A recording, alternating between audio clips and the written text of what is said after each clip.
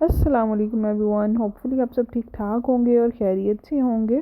तो गर्ल्स, आज हम बात करने वाले हैं एक ऐसी चीज़ के बारे में जो आपके बालों को भी प्रोटेक्ट करता है और आपकी स्टाइलिंग को भी नेक्स्ट लेवल ले जाता है। वो है स्क्रंचीज़। तो स्क्रंचीज़ होती क्या है? स्क्रंचीज़ बेसिकली एक फैब्रिक कवर्ड हेयर टाई होती है। इसके अंदर एक इलास्टिक होती है और उसके ऊपर सॉफ्ट कपड़ा लगा हुआ होता है। ये कपड़ा सिल्क, सैटिन, वेलवेट या कॉटन किसी भी फैब्रिक में हो सकता है। स्क्रंचीज 80s में बहुत पॉपुलर थी, फिर थोड़ा लेकिन उसके बाद थोड़ा आउट ऑफ फैशन होगी, लेकिन अब फिर से वापस आ गई हैं। स्क्रंचीज को यूज़ करने से बाल नहीं टूटते।